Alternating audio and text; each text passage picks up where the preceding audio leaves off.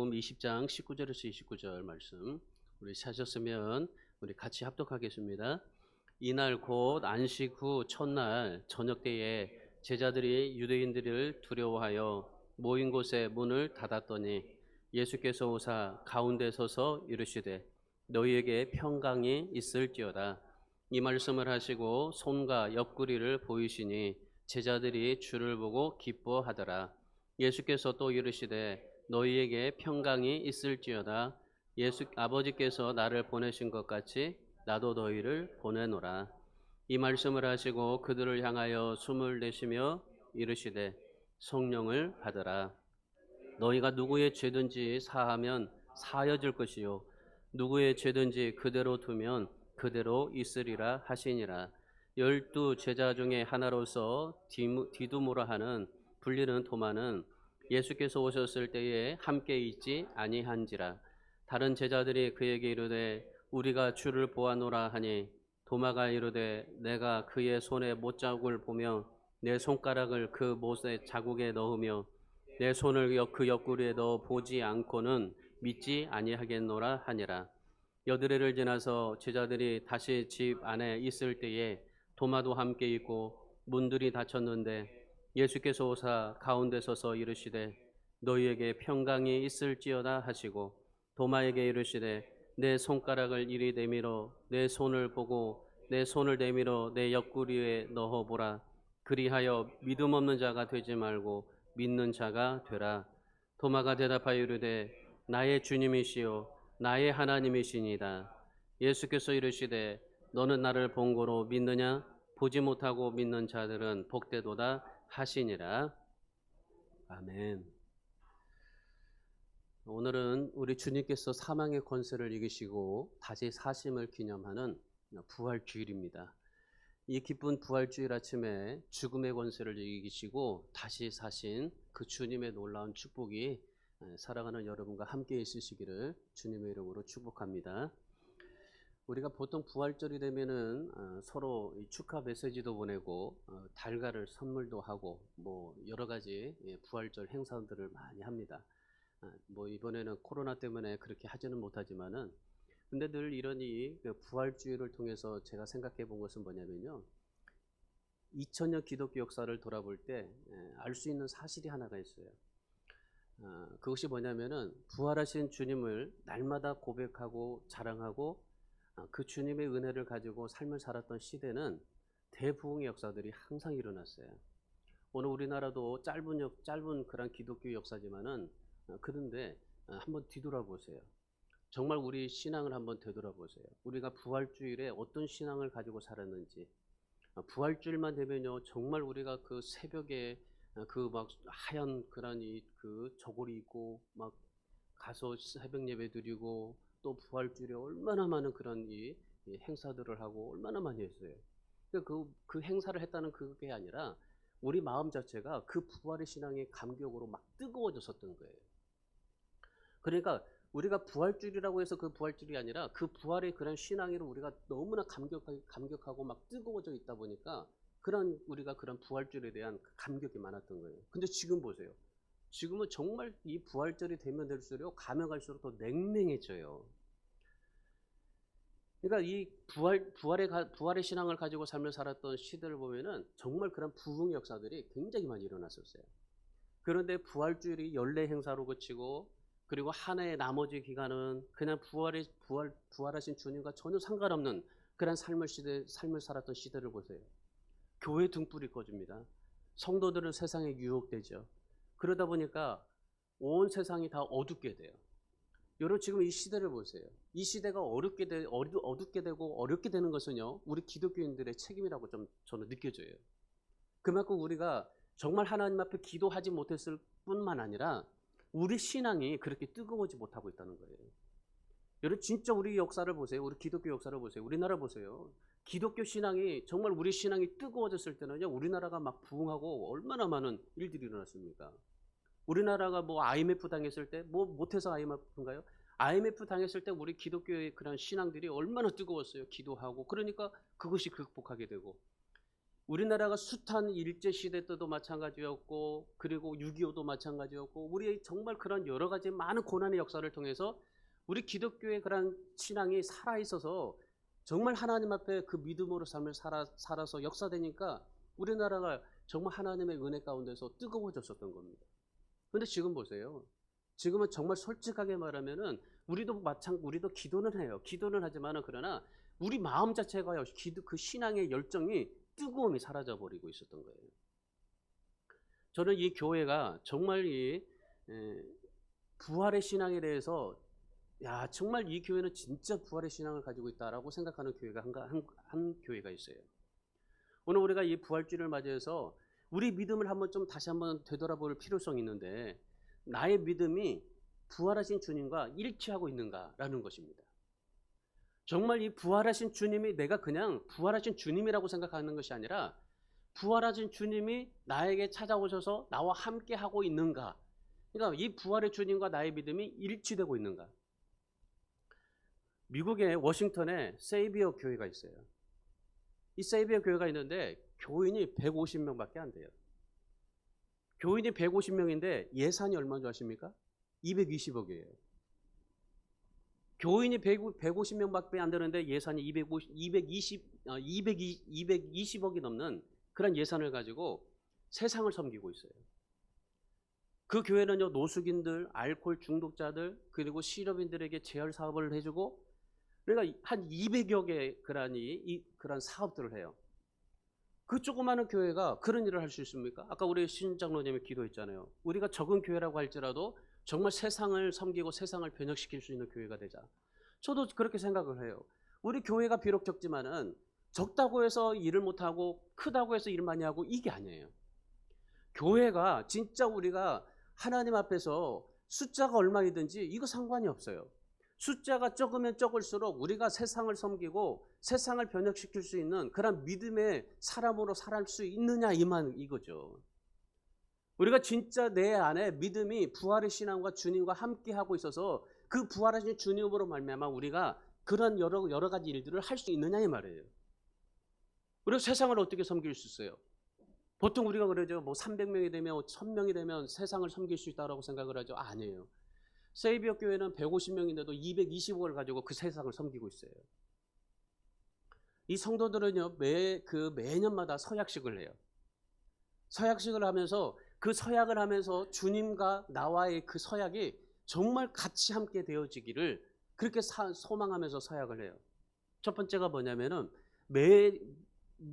매주마다 그리고 매일마다 정해진 예배 시간을 통해서 하나님을 만나겠습니다. 매일 성경을 통해서 하나님의 말씀을 듣겠습니다. 매주 우리 교회에서 예배를 참석하겠습니다. 교회의 조력자가 되겠습니다. 11조를 시작해서 점점 더 헌금하도록 하겠습니다. 이게 그들의 다짐이었었어요. 서약이었었어요. 매년마다 이런 서약을 해요. 이 세이비어 교회의 핵심은 뭐냐면요, 주님을 만나는 거예요. 다른 게 없었어요. 이분들이 그렇게 많은 200여 개의 그런 사업들을 하지만은 이 사업의 목표가 아니었었어요. 이 사업의 목표가 아니라 그들의 오직 그 중심은 주님을 만나는 것이었어요. 주님을 만나는 것에 집중했어요. 예수님이 나의 주인이라는 것을 고백했어요. 그리고 주님을 닮아가기를 추구하고 2000년 전에 예수님께서 증거하신 사역들, 정말 병든 자들에게 치료하고 그리고 죽은 자를 살리게 하고 그리고 없는 자들에게 정말 구제하고 이런 사역들, 초대교회가 했던 그런 것들을 재현하고자 하는 교회였었어요. 그러니까 이 150명밖에 되지 않는 교인들이 이런 역사의 그런 일들을 할 수 있었던 이유는 바로 그겁니다. 주님을 만나고 주님의 사역을 하고 주님의 모든 일들을 감당하고자 했던 거예요. 그래서 이 교회 성도들의 관심은 어떻게 하면 매일 기도할까? 어떻게 하면 예배를 드릴까? 주님을 만나고 어떻게 하면 하나님과 이웃을 내 몸처럼 섬길 수 있을까? 그거에 관심을 가지고 그렇게 산다고 해요. 그러니까 적은 교회라고 할지라도 그렇게 많은 그러니 세상을 섬기고 살 수가 있게 된 겁니다.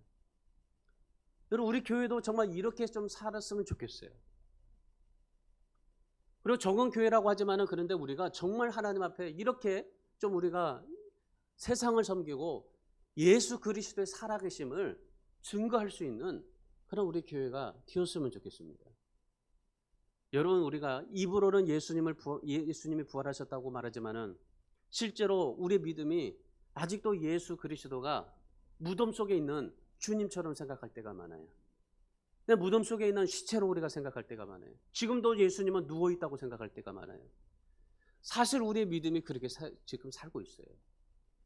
주님은 부활하셔서 무덤의 문을 열고 부활하셔서 우리 속에 찾아오시고 그 부활의 생명으로 우리를 역사하는데, 그런데 우리는 부활하신 주님이 부활했다는 그런 사실만은 우리가 입으로 증거할 뿐 실질적으로 주님이 지금 무덤에 누워 계시는 거예요. 그냥 시체로서 지금 그대로 있는 겁니다. 그 주님이 살아서 내게 역사되고 그리고 그 주님의 능력으로 우리가 하나님 앞에 삶을 살아야 될 텐데, 그런데 그렇게 살지 못하고 지금도 주님은 무덤에 계시는 거예요. 우리 주 안의 성도 여러분은 예수님이 부활하신 것을 믿습니까?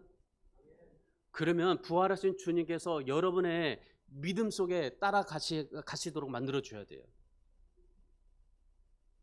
날마다 주님을 만나는 체험 속에서 여러분이 부활하신 주님을 만나고 부활하신 주님 때문에 우리가 살아갈 수 있는 삶이 되어야 될 줄 믿습니다. 주님의 고난이 나의 고난이 되고 주님의 죽으심이 나의 죽음이 되고 주님의 부활이 나의 부활이 될 수 있는 그런 신앙 말이죠. 그럴 때 우리의 삶은 놀랍게 변화되고 하나님의 놀라운 역사가 우리 안에 일어나게 될 줄 믿습니다. 성경을 통해서 보세요. 살아계신 예수님을 만나고 변화되지 않는 사람이 있습니까? 없어요. 오늘 본문의 요한복음 20장에도 예수님을 만났던 막달라 마리아, 10명의 제자들, 그리고 무명의 제자들, 예수님의 부활을 만났던 사도 바울, 여러분 성경에 보면은 부활하신 예수님 만나고 모두가 다 변화된 사람들입니다. 심지어 그렇게 의심이 많았던 도마까지도 다른 사람이 되어져 버리는 게 바로 부활하신 예수님을 만나기 때문에 그렇습니다. 오늘 우리도 정말 부활하신 예수 그리스도를 만나야 될 줄 믿습니다. 우리가 살아나신 예수님을 만나셔야 돼요. 십자가에 못 박혀 죽으신 예수 그리스도, 이 사실을 우리가 생각 속에서 느끼지만은 그러나 무덤을 깨치고 살아서 우리 안에 역사되고 살아나신 그 예수 그리스도, 그 주님을 만나면 우리가 어떻게 변화되는 줄 아십니까? 첫 번째로 부활하신 주님을 만나면 슬픔이 사라져요. 오늘 19절 말씀 보세요. 19절 말씀 우리 같이 읽습니다. 이날 곧 안식 후 첫날 저녁 때에 제자들이 유대인들이 두려워하는 모인 곳에 문을 닫았더니 예수께서 오사 가운데 서서 이르시되 너에게 평강이 있을지어다. 예수님께서 십자가에 죽으신 것을 보고 제자들이 어떻습니까? 슬픔에 잠겼습니다. 십자가에서 죽으신 주님을 보고 많은 사람들이 슬픔에 잠겼어요. 특별히 막달라 마리아는 너무나 슬퍼가지고 정말 아주 가슴이 미어질 정도로 그렇게 슬픔에 잠겼어요. 제자들도 지금 슬픔에 잠겼어요. 여기서 문을 닫을 정도로 보면요, 얼마나 두려움과 슬픔에 잠겨 있었던가를 우리가 짐작해 볼 수가 있어요. 예수님께서 잡히시게 되니까 모든 사람들이 어떻게 됐습니까? 다 도망갔잖아요. 큰 소리치며 장담하던 베드로도 부인하고 저주까지 했습니다. 예수님이 무덤에 묻히니까 두려움과 슬픔으로 인해서 그들이 문을 잠그고 있었던 겁니다. 여기에 표현을 보면 그들이 두려워하여 모인 곳에 문을 닫았더니 라고 말씀을 하는데, 저는 이 문을 닫았다는 이 표현을 보면은 그들이 정말 예수님이 저렇게 죽는 것을 보니까 우리도 죽을 수 있겠다라고 생각해서 문을 닫아서 두려웠던 것이 저는 아니라고 생각해요. 만약에 그들이 정말 두려웠다면은 그들이 한 곳에 모여서 그렇게 문을 닫고 있을 이유가 없습니다. 다 흩어져서 각자 자기 삶으로 돌아가고 어디로 숨어서 동굴에 피하고 어디에 있겠지. 근데 이들이 한 곳에 모여서 문을 닫고 지금 있었던 것은 그들이 예수 그리스도가 죽음으로 인해서 오는 그런 슬픔을 그들이 함께 이루하고 또 기도도 하고 거기서 두려워서 그들이 문을 닫고 지금 있었던 겁니다. 그런데 그들에게 주님께서 다시 살아나셔서 제자들에게 찾아오셨습니다. 그리고서 뭐라고 말씀하셨습니까? 너희에게 평강이 있을지어다. 그랬더니 제자들이 어떤 반응이 일어납니까? 20절의 말씀을 보세요. 주를 보고 기뻐하더라. 주님께서 제자들에게 나타나셔서 너에게 평강이 있을지어다 하니까 그들이 주를 보고 기뻐하더라. 시편 30편 11절 말씀대로 슬픔이 변하여 기쁨이 되었습니다.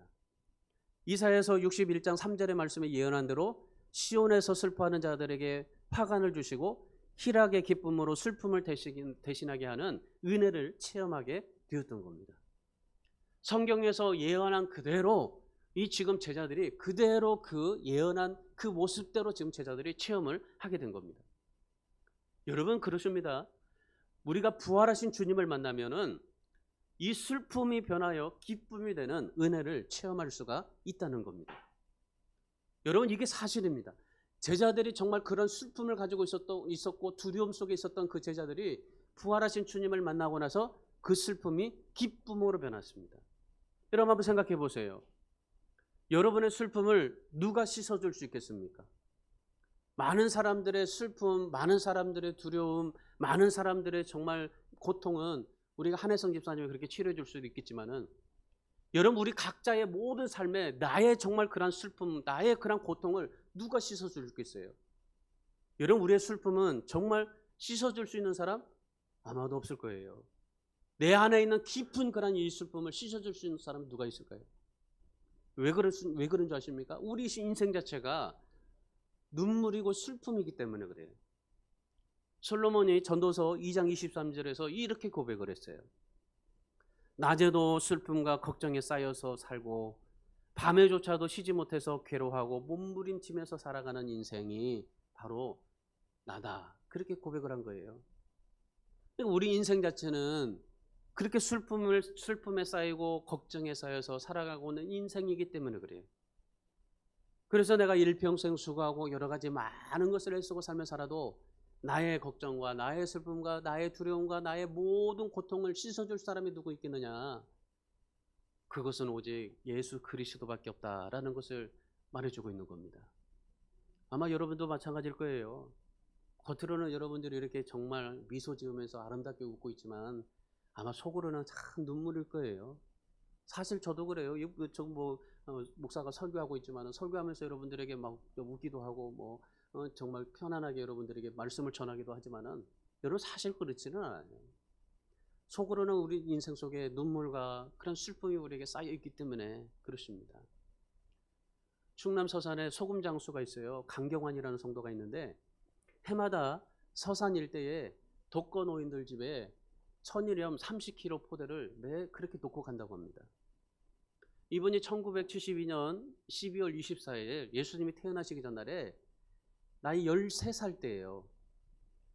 발목 지뢰가 터져가지고 이 손목을 다 잃어버렸어요. 두 손목을. 그 이후로 정말 이 술로 세월을 보냈어요. 그러다가 어느 날 부활하신 예수님이 이분에게 찾아오셔서 그 주님을 만나게 됐던 거예요. 그러고 나서 술을 끊었습니다. 그리고 일하기 시작했습니다. 손목이 잘라졌는데 어떻게 일할 수 있겠어요? 우리는 이 손목이 있어서 이렇게 손가락이 있어서 이렇게 우리가 활동하고 하지만은 근데 이분은 손목이 잘려져 버리니까 이걸로 뭘 할 수가 있겠어요? 여러분 한번 저거 체험을 한번 해보세요. 이걸로 뭘 할 수 있겠는가? 이거 어떻게 들을 수 있는 그런 여러 가지 많은 그런 일들이 우리에게 주어질 때 여러분 얼마나 답답했겠어요? 정말 술로 인생을 보낼 수밖에 없는 그런 인생이잖아요. 근데 예수님 만나고 나서 이분이 일하기 시작했어요. 무슨 일? 친구 아버지가 운영하는 염전에 가서 일을 했어요. 염전에서 일할 때 어떻게 합니까? 삽으로 퍼야 되고 그리고 여기 그 수레를 끌고 가야 되고 이런 거 해야 되는데 어떻게 일을 할 수가 있겠어요? 아주 피눈물 나는 삶을 살았어요. 예수 믿고 나서 정말 피눈물 나게 일했어요. 그러고 나서 결혼도 했어요. 이 손이 없으니 손목이 날아가 버렸으니까 그냥 손이 없어서 그냥 몸짓으로 소금을 막 모아요. 이렇게 소금을 막 모아놓으면 아내가 이제 삽으로 소금을 담아줘요. 그러면은 이 소금을 손뭉뚱이로 이렇게 밀고 가서 창고로 끌고 가요. 그렇게 해가지고 이분이 1,800만 원을 벌어요. 그러면 200만 원을 독거노인들에게 그 천일염을 갖다 주는 거예요. 그런 삶을 사셨어요. 여러분, 우리가 부활하신 예수님을 만나야 될 이유가 바로 여기 있는 겁니다. 슬픔을 이기고 기쁨으로 살 수 있기 때문에 그래요. 서산의 이 강경환 소금장수라면 유명해요. 이분이 그렇게 삶을 살 수 있었던 건 뭡니까? 예수님 만났기 때문에 그래요. 예수님 만나니까 슬픔이 변해서 기쁨으로 살게 되었고, 그리고 내가 할 수 있는 것으로 인해서 정말 많은 사람들에게 도움을 줄 수 있었다라는 것을 고백하면서 삽니다. 오늘 우리가 슬픔 많은 이 세상, 정말 힘들고 고통스럽고 답답하고 두려운 이 세상, 기쁨으로 살 수 있는 이유가 바로 부활하신 주님을 만나면 된다는 것입니다. 강경한 성도에게 찾아오신 주님이 오늘 우리에게도 찾아오십니다.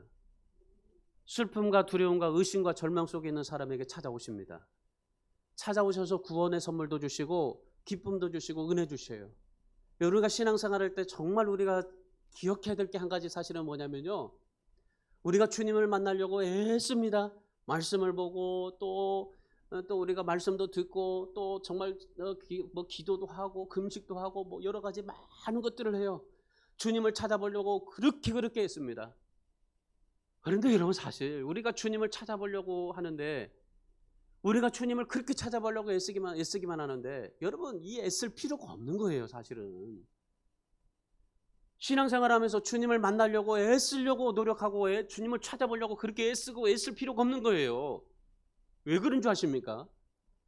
주님께서 부활하시기 전에는 제자들이 주님을 찾아보려고 애썼어요. 그런데 부활하시고 나서는 예수님께서 어떻게 하셨어요? 찾아가십니다. 찾아가는 서비스를 하신 게 주님이었어요. 우리가 정말 주님을 만나려고 애쓰지 않아도 주님이 우리를 찾아오십니다. 여러분에게 슬픔이 잠기고 두렵고 답답한 여러분의 모든 삶에 주님이 찾아가시는 겁니다. 우리가 해야 될 일이 무엇이겠어요? 다시 사셔서 살아나신 주님이 찾아오신 그 주님을 만나기만 하면 되는 거예요.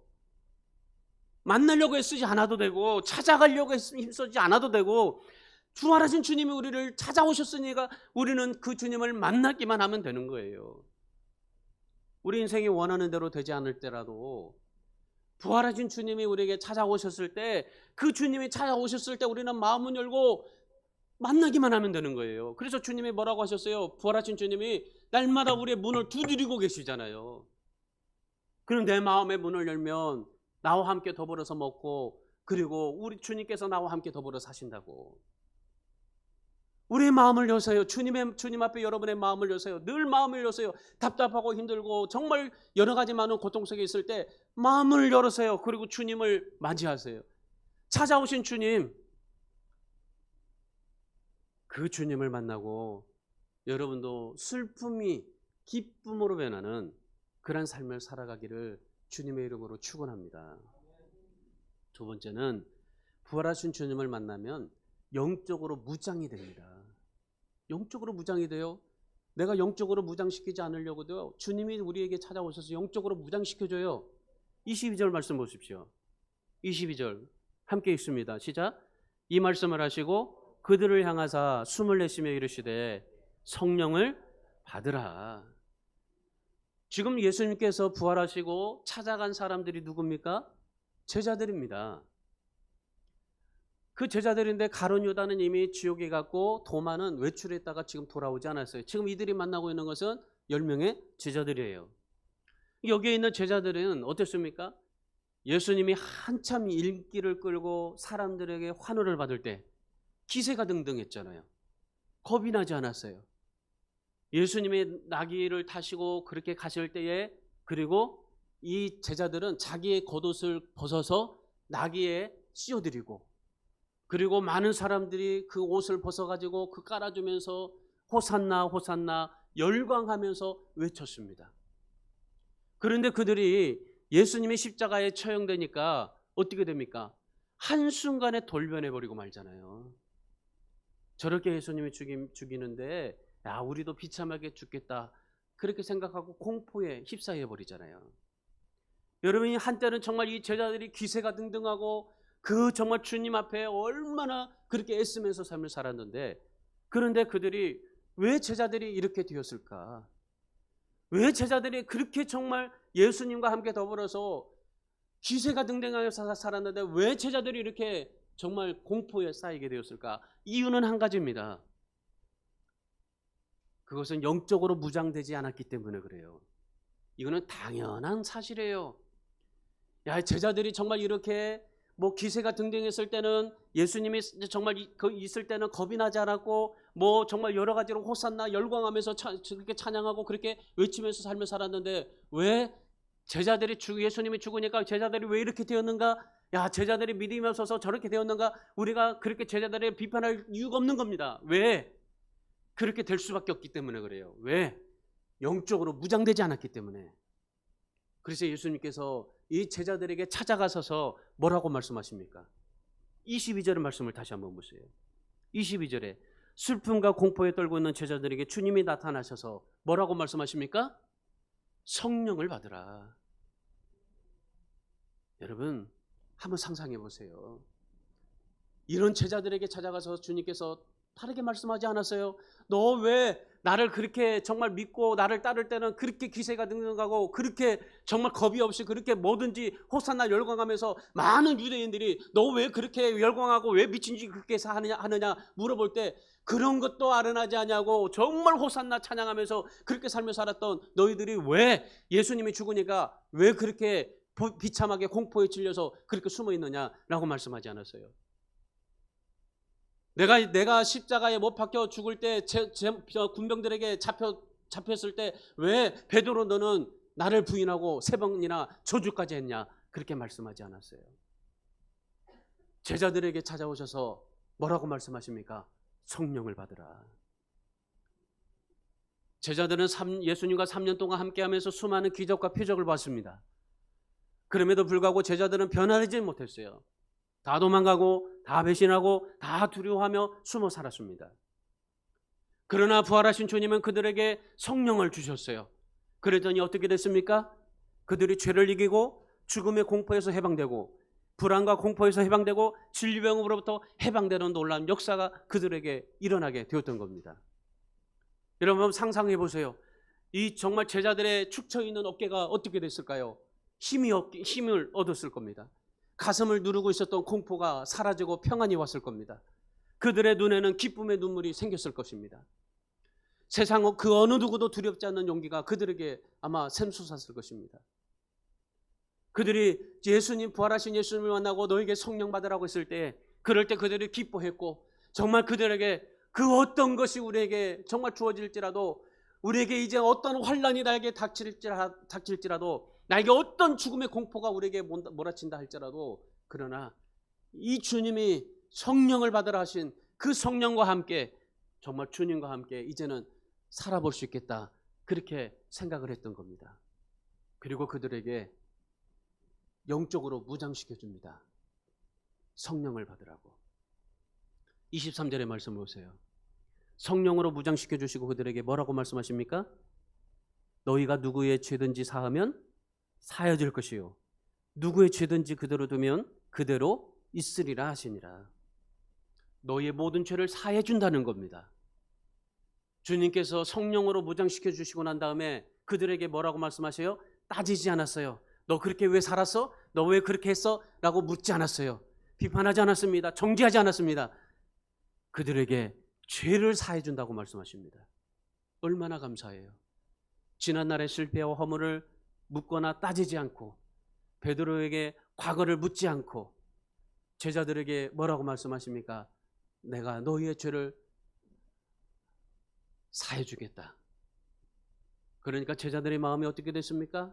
마음에 무겁게 짓누르고 있었던 두려움이 완전히 사라졌어요. 담대해졌습니다. 마음의 평안이 찾아왔습니다. 그러나서 제자들이 어떻게 됩니까? 그 부활하신 주님의 증인이 됩니다. 주님의 제자로서 사명을 감당하다가 모두가 다 순교자가 되었던 것입니다. 여러분, 오늘 우리가 정말 이 주님께서 우리에게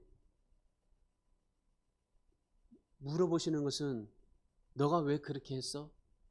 우리의 과거 묻지 않아요. 주님은 절대 여러분에게 어떠한 삶을 살았던지 묻지 않으십니다. 여러분에게 늘 찾아가셔서 성령을 받으라.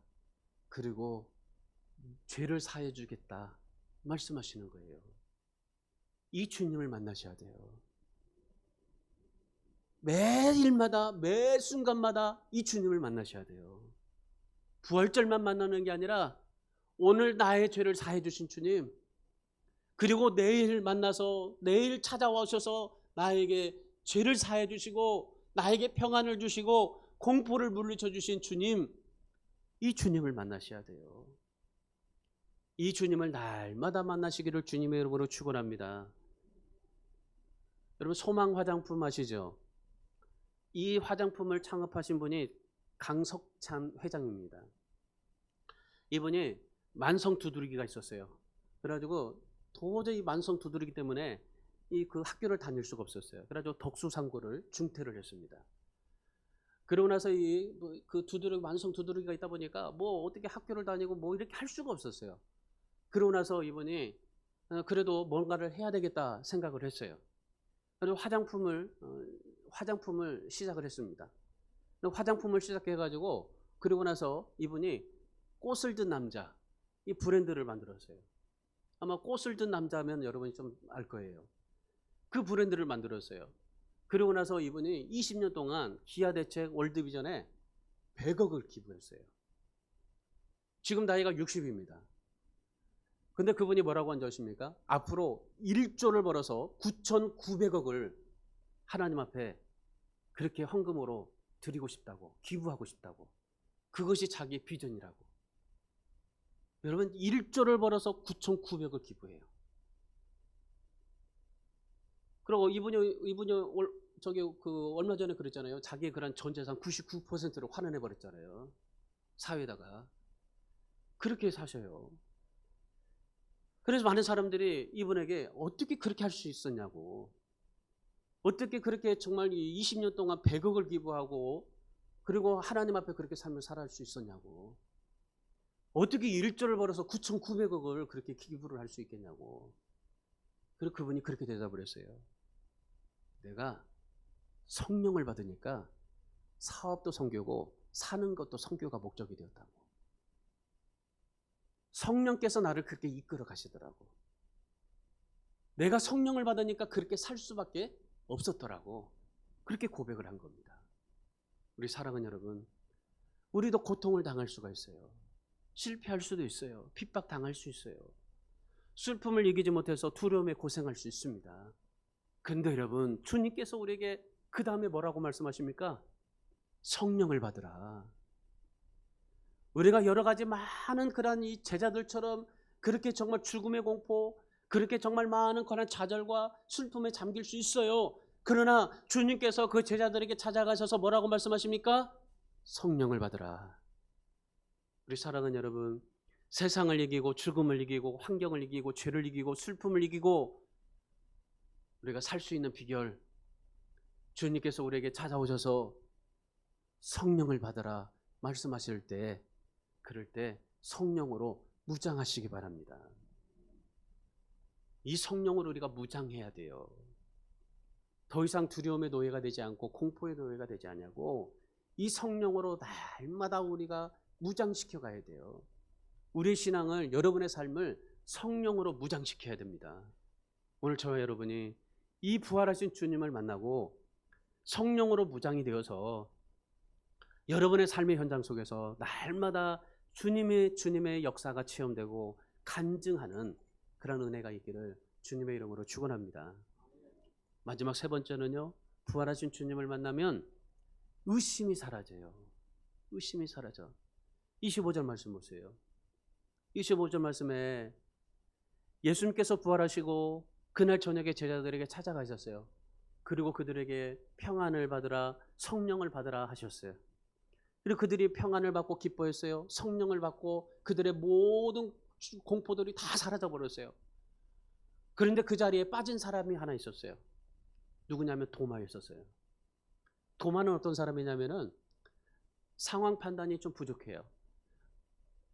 쉽게 말하면 강한 현실주의자입니다. 호기심이 굉장히 많아요. 눈에 보인다고 하면은 꼭 만져봐야 돼요.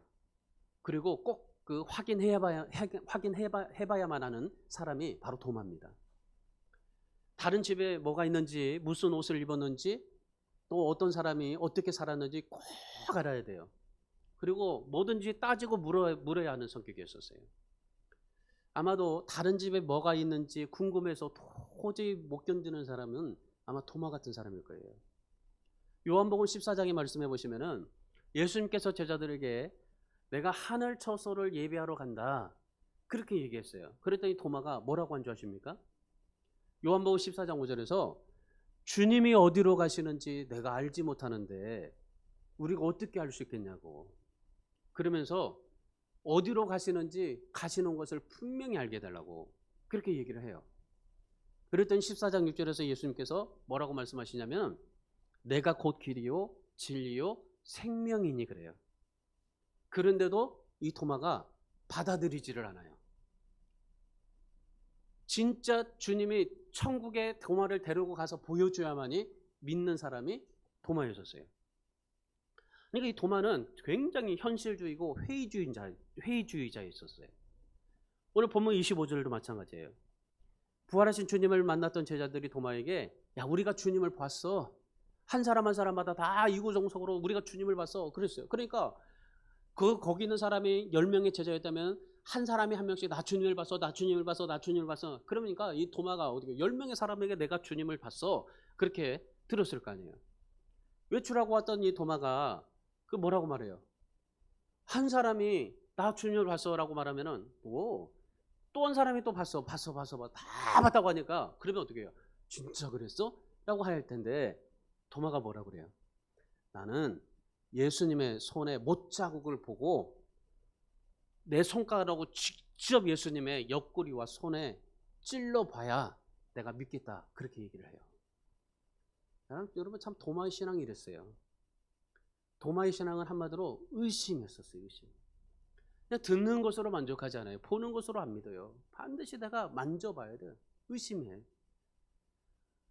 혹시나 하는 마음으로 이 도마가 주님을 좀 기다려봤어요. 근데 주님이 나타나지 않았어요. 야 진짜 주님이 안 나타나네. 아 진짜야. 그렇게 살았어요. 일주일이 지났어요. 아무 일이 도마에게 일어나지 않았어요. 결국 유대인의 명절이 다 끝났습니다. 모든 사람들이 다 짐을 꾸려서 고향으로 다 내려갔어요. 근데 제자들은 주님께서 뭐라고 말씀하셨어요? 성령 받으라고 했잖아요.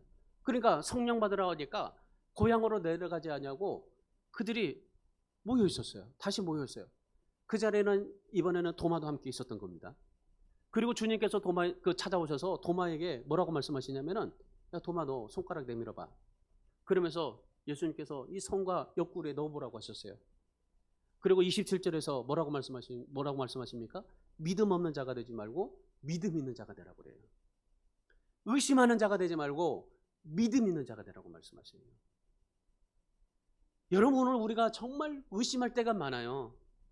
우리도 도마와 같이 참 너무나 의심할 때가 많아요. 근데 믿는 자가 되시기를 바랍니다. 29절에서 나를 보지 못하고 믿는 자가 복되다 했잖아요. 정말 주님의 말씀이라면 100% 믿고 주님의 말씀이 나의 모든 삶의 최우선으로 삼고 주님의 말씀이라면 내가 모든 죽는 신용이라 할지라도 믿어지는 것, 그 주님을 믿는 믿음, 나를 보지 못하도 믿는 그 믿음이 복되다 말씀하지 않습니까? 그러니까 도마가 뭐라고 대답합니까? 28절에서 도마가 대답하여 이르되 나의 주님이시요 나의 하나님이시나이다 그렇게 고백해요. 여러분 도마가 의심의 벽을 깨뜨리니까 누가 보였어요? 주님이 보였어요. 여러분의 의심의 벽이 깨어져야 주님이 보이는 겁니다. 주님이 여러분을 찾아가실 때에 여러분에게 매일마다 매 순간마다 주님이 찾아가십니다. 그런데 여러분 주님을 만나기를 원한다면 여러분의 의심의 벽이 깨어져야 돼요.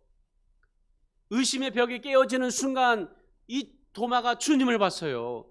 그리고 신앙 고백이 됩니다. 나의 주님이시요 나의 하나님이십니다.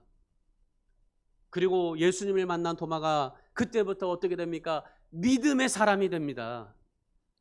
보지 못하고도 믿는 사람이 복되다 하신 말씀을 듣고 그는 아무리 내가 어떠한 삶을 살아도 예수 그리스도를 믿는 사람 되고 정말 예수님의 말씀을 믿는 사람이 됩니다. 그리고 나서 수십 년 후에 인도에 가서 예수님을 외치다가 순교하게 됩니다. 오늘 저와 여러분도 믿음 없는 자가 되지 마시고 믿음 있는 자가 되셔서 믿음으로 세상을 바라보시고 믿음으로 교회를 하시고 믿음으로 주님 앞에 신앙생활 하시고 믿음으로 여러분의 모든 삶을 살아가시기를 바랍니다. 아무리 소망 없어 보여도요, 아무리 고통스러운 일이 있어도 의심하지 않고 믿음 없는 자도 살지 말고 다시 살아서 찾아오신 그 주님을 믿는 믿음으로 살아갈 수 있기를, 그래서 여러분의 신앙이, 여러분의 믿음이 살아있는 믿음으로 살아날 수 있는 여러분의 삶이 되기를 주님의 이름으로 축원합니다. 우리 사랑하는 주 하나 여러분, 부활하신 주님이 이 아침에 우리에게 찾아오셔서 우리에게도 하시는 말씀이 이겁니다. 주님을 만나면 슬픔이 사라지고 의심도 사라지고 영적으로 무장시켜 주신다는 거. 내가 주님을 찾으려고 애쓰지 않아도, 내가 성령으로 정말 무장시키지 않으려고 애쓰지 않아도 주님께서 찾아오셔서 우리에게 믿음을 주시고 우리에게 슬픔을 사라지게 해주시고 평안을 주시고 영적으로 무장시켜 주시고 성령을 주시는 그 주님 만나기만 하면 되는 겁니다. 신앙은 바로 신앙은 그런 것 같아요. 그럼 미국에 가면요, 여러분, 이 그랜드 캐년이 있어요. 이 아주 작은 이 빗방울들이 모여가지고 시내를 이루고 커다란 협곡을 이루었어요. 이 빗물이요 1ml씩 바위를 깎아줘서 만들어졌던 겁니다. 여러분 한번 생각해 보세요. 우리 신앙이 이래야 된다고 저는 생각해요. 저는 저희 신앙은 이 부활의 신앙이지만은 매일매일마다 주님을 만나는 신앙이에요. 주님이 오늘 이렇게 찾아오셔서 너에게 말씀하셨던 이 말씀, 제자들에게 하셨던 말씀을 저는 그대로 믿고 늘 그렇게 살아요. 어제 내가 잘못했을지라도 오늘 주님이 나에게 찾아오셔서 너에게 평안이 있어라, 성령을 받으라, 우리에게 무장시켜 주시고 의심이 정말 의심을 없애주시고 주님을 보게 하시는 그러한 주님을 늘 상상하고 주님을 바라보고 주님의 은혜를 가지고 살아요. 여러분 신앙이 그래요. 우리가 예수님을 만나고 성령으로 무장해서 1ml씩 은혜 받고 1ml씩 말씀으로 살고 1ml씩 기도로 살아가는 거예요. 그러다 보면 우리가 죽을 때 예수 그리스도를 많이 닮아 있을 것입니다. 여러분 우리 신앙이요, 뭐 정말 뭘 크게 해서 막 이렇게 뭐 역사되고 뭐 그렇게 애쓰지 마시고 정말 1ml씩 그 빗방울이 바위를 깨뜨려서 그 커다란 그랜드 캐년을 만들었듯이 여러분 2ml씩 주님과 교제하십시오. 2ml씩 정말 주님 앞에 여러분이 그 믿음으로 삶을 사십시오. 그러면 나도 모르게 주님을 닮아가게 되어 있을 겁니다. 어떤 상황 속에서도 아무리 지치고 절망스러워도 1ml씩 믿음으로 사십시오. 그리고 주님을 만나면 다른 거 하지 마세요. 저는 주님을 만나면요 늘 그거밖에 고백 안 해요. 저도 기도할 때요 늘 그 기도밖에 안 해요. 주님 사랑합니다. 주님 만나서 주님 사랑합니다. 베드로가요 그렇게 정말 주님을 부인하고 저주했잖아요. 근데 주님께서 찾아가셔서 베드로에게 뭐라고 하실 줄 아십니까? 오늘 제자들도 그랬지만 베드로에게 너 왜 나 부인했어?